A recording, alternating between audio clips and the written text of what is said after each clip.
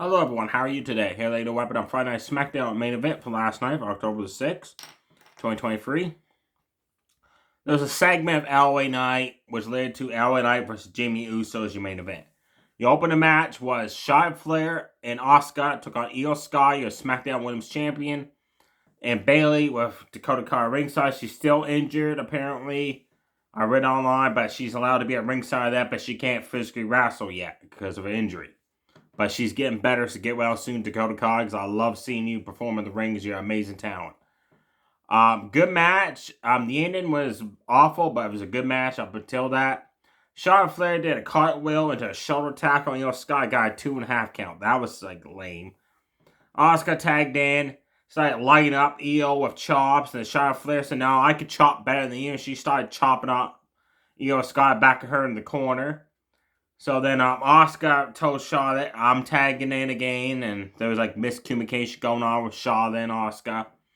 Then Asuka turned around, Io had tagged in Bayley, and they did a double team flapjack on Asuka. Then Io started working on Asuka, double stomp across the back. Then Bayley distracted the referee, so Dakota Kai could pull Asuka to the outside of the ring apron, so Io could back up, deliver a running drive-by kick. Then Io wanted to tag out, but Bayley was not paying attention. And that backfired without Asuka to German suplex Io Sky. Tag in Charlotte Flair. They started fighting, and Bayley made up for the missed tag because Asuka went to do the running cannonball in the corner on Io Sky, and Bayley dove in between and took the hit for the team. Charlotte Flair, towards the end of the match, wanted to tag back in, but Asuka refused. Charlotte basically tagged herself in. Got in, started cleaning house, scoop slams Io Sky down, top rope crossbody on Bayley.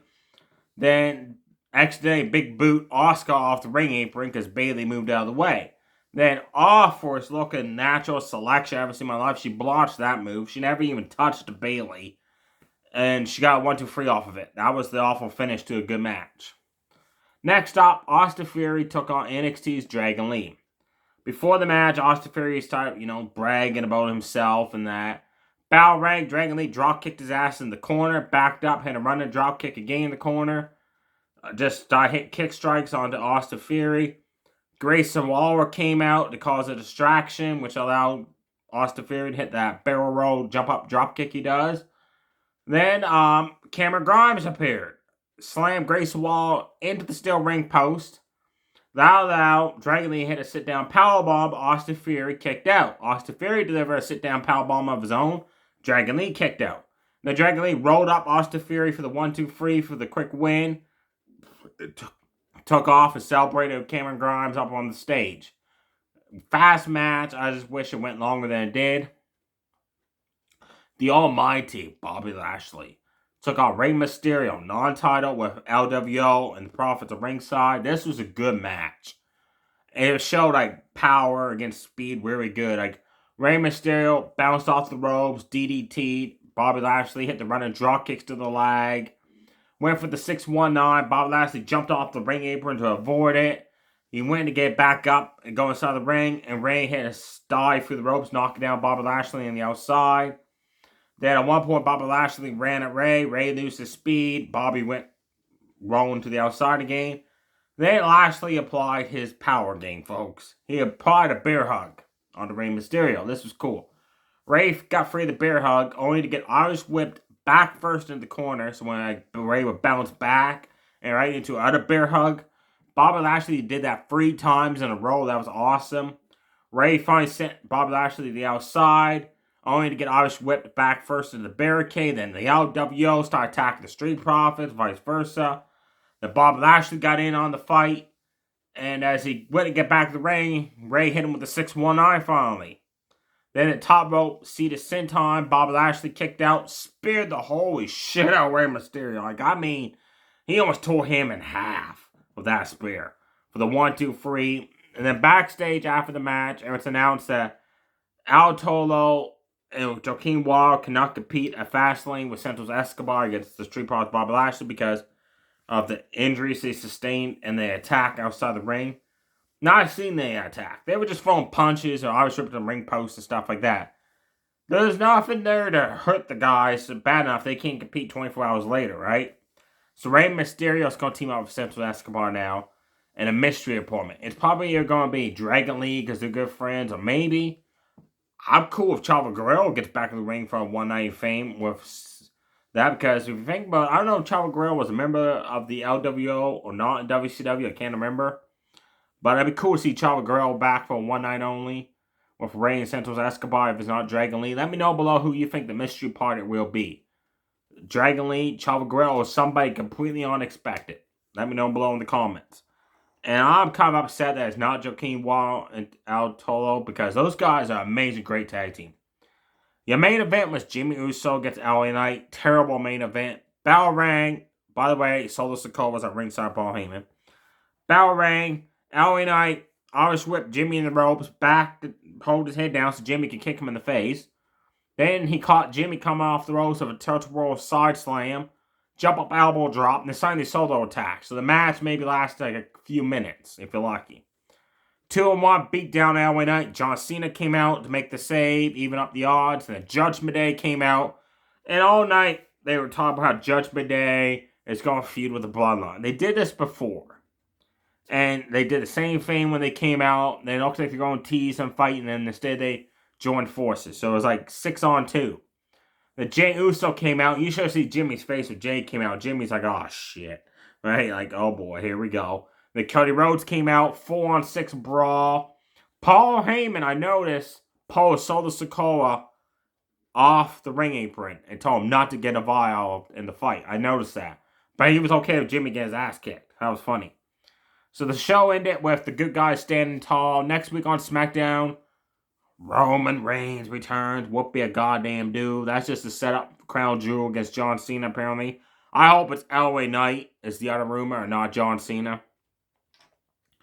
Also on Smackdown next week, we have got Triple H is there.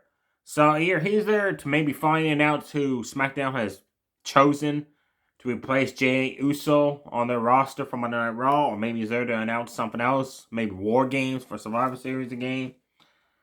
And also, Pretty Diddley returns, because Prince is 100% medically cleared to compete with a shoulder injury.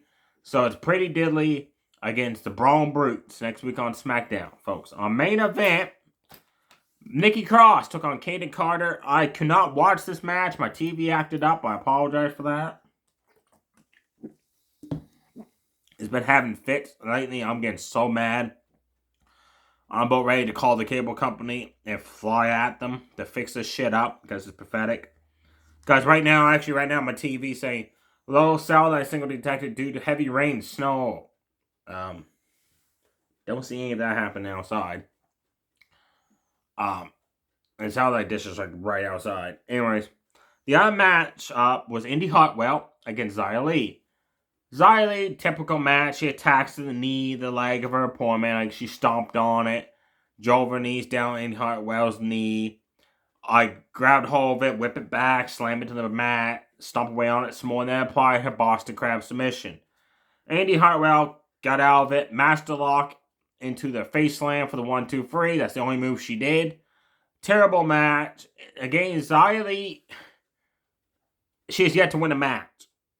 So I honestly don't know why they have her around. She never wins. She's just there to job. Indy Hartwell is terrible. And this is 3 weeks in a row that main event's been all winning matches. Don't get me wrong, I like that, but change it up. Like, have a tag women's match, or like a triple threat, not 2 singles. And I noticed there's a trend going on that, like, 1 week Indy Hartwell faced like Tegan Nox, and then this week she faced Xia Li, where that following week Xia Li have faced someone. So it's like the news is the same, win them, just changing their appointments up. So probably next week it'd be Kaden Carter versus Xia Li, Indy Hartwell versus Nikki Cross. I bet you anything that's what it'll be. So I like for us to change it up, like have some tags, triple threat, like I said. Yeah, folks, I'm looking forward to Fastlane. I'm really looking forward to the 6-man tag with the Street Profits and Bobby Lashley against Rey Mysterio, Santos Escobar, just to see who the partner is. Like I said, I really wish Joaquin Del Toro was wrestling. There's a really good tag team. I'm really looking forward to Seth Rollins versus Nakamura in the last man standing match for the world title. They teased Damian Priest backstage last night watching that storyline up to that. Teasing maybe cashing in on Seth Rollins. Like, that'd be good. Cash in on whoever wins last man standing is a really good opportunity right there. Charlotte, Asuka, Io, and Triple Threat for the SmackDown Women's title is booked for Fastlane. You got Jimmy and Solo against John Cena, LA Knight. That should be a good match. Jimmy, by the way, cannot do solos matches. He can't. He's not like Jay. Jay's had a great run, like a year run as a solos competitor. Jimmy's not had that much experience solo yet, going solo, so he needs to be with Solo Sikoa as a tag team. And Judgment Day defend the Raw and SmackDown tag team titles against Cody Rhodes and Jey Uso. That's been one hell of a match as well. Of all those matches, I'm thinking it's probably going to be Judgment Day, Cody, and Jay to kick off the pay-per-view. Let me know below, what match do you think is going to kick off the pay-per-view of those matches that are booked for Fastlane, or will it be a bonus match we're not sure of? That might be a surprise as well. Stay safe, everybody. Too sweet. Happy Thanksgiving. Bye.